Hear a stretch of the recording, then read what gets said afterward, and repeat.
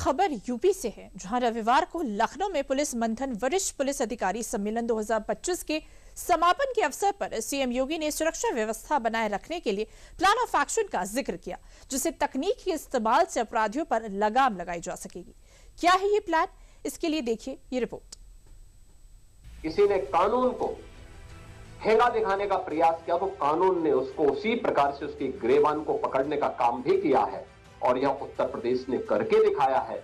आज जिसका उदाहरण देश के अंदर अलग अलग राज्यों में भी लोग उदाहरण के रूप में प्रस्तुत करने का प्रयास कर रहे हैं, लेकिन वहां पर भी मीडिया, हम नहीं बोल रहे हैं लेकिन मीडिया उसको बोलते हैं यूपी मॉडल आ गया। यूपी में आर्थिक समृद्धि की योजना हो, व्यापक आयाम की व्यवस्था हो, शासन की कार्रवाई हो या फिर तकनीक का उन्नत प्लेटफॉर्म हो, हर क्षेत्र में यूपी की पहचान को सीएम योगी ने एक शानदार नाम दे दिया है। और सीएम योगी का ये बयान भी यूपी के इसी पहचान की गवाही दे रहा है।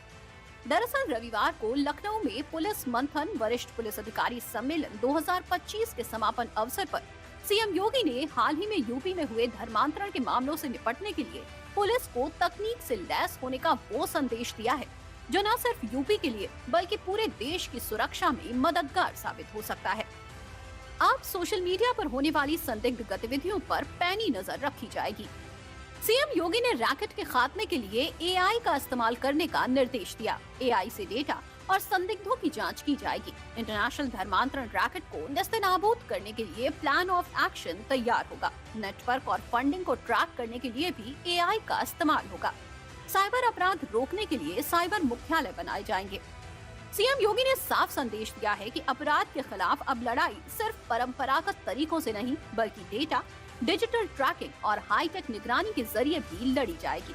जहां कभी कानून व्यवस्था सवालों के घेरे में रहती थी, आज वहीं उत्तर प्रदेश योगी सरकार में आर्थिक समृद्धि, सख्त शासन और अत्याधुनिक तकनीक के त्रिवेणी संगम के रूप में देश के सामने मिसाल पेश कर रही है।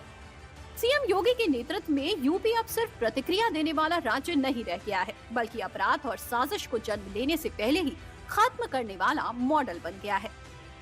यह महत्वपूर्ण सत्र यहाँ पे संपन्न हुआ और इसके उपरांत इंटेलिजेंस और उसकी चुनौतियां जैसे सोशल मीडिया, एनजीओस की भूमिका,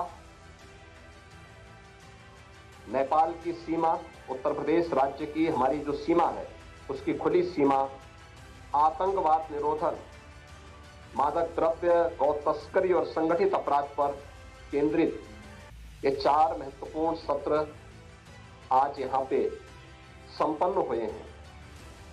और मैं कह सकता हूं कि जो 11 सत्र हैं,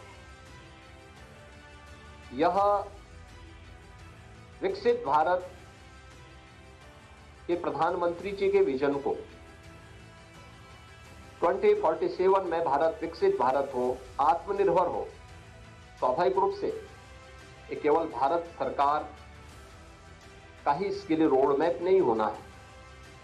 राज्य सरकारों की भी अपनी भूमिका, लोगों की हमारे प्रति धारणाएं बदली हैं। आप याद करिए, अगर उत्तर प्रदेश में ऐसे ही दंगे होते, ऐसे ही गुंडागिर्दी होती, अराजकता होती, महीनों महीनों कर्फ्यू रहता, क्या हमारे बारे में धारणाएं बदल जाती?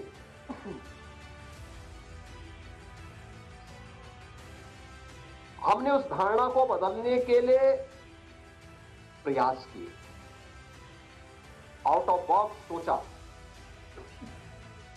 कानून के दायरे में रह करके कानून के दायरे का हर एक व्यक्ति को एहसास कराया। लेकिन जहां पर किसी ने कानून को ठेंगा दिखाने का प्रयास किया तो कानून ने उसको उसी प्रकार से उसकी गिरेबान को पकड़ने का काम भी किया है, और यह उत्तर प्रदेश ने करके दिखाया है। आज जिसका उदाहरण देश के अंदर अलग अलग राज्यों में भी लोग उदाहरण के रूप में प्रस्तुत करने का प्रयास कर रहे हैं, लेकिन वहां पर भी मीडिया, हम नहीं बोल रहे हैं लेकिन मीडिया उसको बोलते हैं यूपी मॉडल आ गया। ये बदलते उत्तर प्रदेश की तस्वीर है, जिसमें विकास, सुशासन और सख्त कार्रवाई एक साथ नजर आ रही है। शासन की स्पष्ट मंशा, सख्त निर्णय और तकनीक के प्रभावी इस्तेमाल से प्रदेश को एक नई गति मिलने वाली है। अब यूपी में विकास और सुरक्षा साथ साथ आगे बढ़ रहे हैं।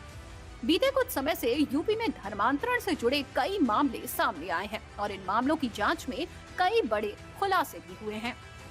अच्छे उदाहरण प्रस्तुत किए थे। सिटी आगरा ने आगरा की उस घटना का उल्लेख किया था जो वहां पे कन्वर्जन के साथ साथ नेशनल सिक्योरिटी के लिए एक थ्रेट आगरा से देखने को मिला था। ये उदाहरण आंखों को खोलने वाला है। एक जगह का नहीं, अनेक जगहों पर इस प्रकार की चीजें मिलेंगी और केवल कन्वर्जन से जुड़ा हुआ मामला नहीं है। और राष्ट्रीय सुरक्षा के सामने पैदा की जाने वाली आने वाली चुनौतियां हैं और इन सभी पर आने वाले समय में हमें अपने आप को तैयार करना होगा। और पहले से ये प्रेजेंटेशन जो मैंने पहले भी कहा कि टाइम एंड स्पेस का पूरा ध्यान रखा गया। धर्मांतरण मामले के तार हवाला, टेरर फंडिंग और यहाँ तक कि आतंकवाद तक से जुड़े हैं जिनको विदेशों से फंडिंग होती थी। लेकिन योगी सरकार के एक्शन में हर उस गिरोह को कानून के शिकंजे का शिकार होना पड़ा है। सीएम योगी ने हाल ही में आगरा में हुए धर्मांतरण के बड़े खुलासे का जिक्र करते हुए स्मार्ट पुलिसिंग की सलाह दी। क्या था आगरा का वो मामला, इस पर भी एक नजर डाल लेते हैं। आगरा पुलिस ने जुलाई 2025 में एक बड़े धर्मांतरण रैकेट का खुलासा किया। आगरा के सदर बाजार से 2 बहनों के लापता होने की सूचना मिली। जांच के दौरान एक बहन की फोटो सोशल मीडिया पर AK-47 के साथ मिली। ये गिरोह ISIS पैटर्न पर आधारित था। सोशल मीडिया और डार्क वेब के जरिए युवा लड़कियों को निशाना बनाता था। नौकरी का झांसा देकर लड़कियों को धर्मांतरण के लिए मजबूर किया जाता था। पुलिस ने ऑपरेशन अस्मिता के तहत देश के 6 राज्यों से लगभग 14 लोगों को गिरफ्तार किया।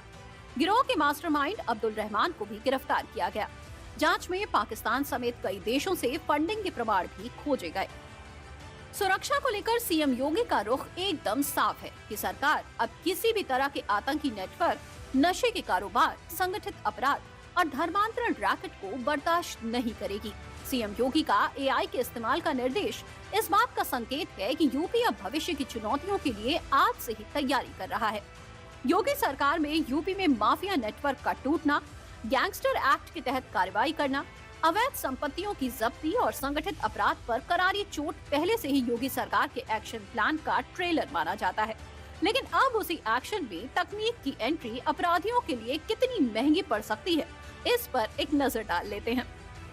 धर्मांतरण विधेयक में 20 साल की सजा का प्रावधान है। धर्म परिवर्तन के खिलाफ कोई भी शिकायत कर सकता है। गैर जमानती अपराध की श्रेणी में धर्म परिवर्तन का मामला है। मामले की सुनवाई सेशन कोर्ट से नीचे की अदालत नहीं करेगी। आरोपी की जमानत पर बिना अभियोजन पक्ष को सुने फैसला नहीं किया जाएगा। विधेयक में 5 लाख तक के जुर्माने का प्रावधान है। जुर्माने की राशि पीड़ित को दी जाएगी। योजनाएं जमीन पर उतर रही हैं, अपराध जमीन के नीचे जा रहे हैं और शासन अब सिर्फ प्रतिक्रिया नहीं, पूर्व तैयारी का नाम बन चुका है। एक और जहां यूपी में निवेश, इंफ्रास्ट्रक्चर, एक्सप्रेसवे, औद्योगिक गलियारे और रोजगार के नए अवसर पैदा हुए हैं, तो वहीं दूसरी ओर अपराधियों, माफियाओं और संगठित नेटवर्क के खिलाफ जीरो टॉलरेंस की नीति से यूपी की पहचान देश भर में एक नया आयाम पेश करती है। अब एक नजर डाल लेते हैं यूपी में हुए धर्मांतरण के मामलों पर भी, जिसको योगी सरकार की कार्रवाई में अंजाम तक पहुंचाया गया। जुलाई 2025 में सामने आया बलरामपुर से अवैध धर्मांतरण का मामला। जमालुद्दीन और छांगुर बाबा के अवैध धर्मांतरण रैकेट का खुलासा हुआ था। ईडी और एटीएस ने लगभग 106 करोड़ की विदेशी फंडिंग पकड़ी थी। धर्मांतरण के लिए एक रेट कार्ड तय किया जाता था। ब्राह्मण, सिख या क्षत्रिय महिलाओं के धर्मांतरण के लिए 15-16 लाख की डील होती थी। ओबीसी के लिए 10 से 12 लाख और अन्य के लिए 8 से 10 लाख का इनाम निर्धारित था। छांगुर बाबा जाकिर नाइक जैसे कट्टरपंथियों की वीडियो दिखाकर ट्रेनिंग देता था। केजीएमयू लव जिहाद मामले में दर्ज एफआईआर में बड़ा खुलासा हुआ। पीड़िता के पिता ने एफआईआर में बड़े खुलासे किए। आरोपी डॉक्टर रमीज मलिक ने लगातार धर्मांतरण के लिए दबाव बनाया। पीड़िता की वीडियो वायरल करने की धमकी देकर शारीरिक शोषण का आरोप लगाया। योगी सरकार ने आरोपी के खिलाफ कार्रवाई की। धर्मांतरण हो या कोई भी आपराधिक योजना, सीएम योगी ने वरिष्ठ पुलिस अधिकारियों को साफ निर्देश दिया है कि सोशल मीडिया पर कड़ी नजर रखी जाए, साइबर अपराध को शुरुआती स्तर पर ही कुचल दिया जाए और देश विरोधी एजेंडे को डिजिटल दुनिया में ही दम तोड़ने पर मजबूर कर दिया जाए। प्रदेश में सुरक्षा के लिए योगी सरकार का संदेश बिल्कुल साफ है कि अब अपराधियों पर लगाम सिर्फ लाठी डंडे से नहीं, बल्कि एल्गोरिदम और आर्टिफिशियल इंटेलिजेंस से भी लगाई जाएगी।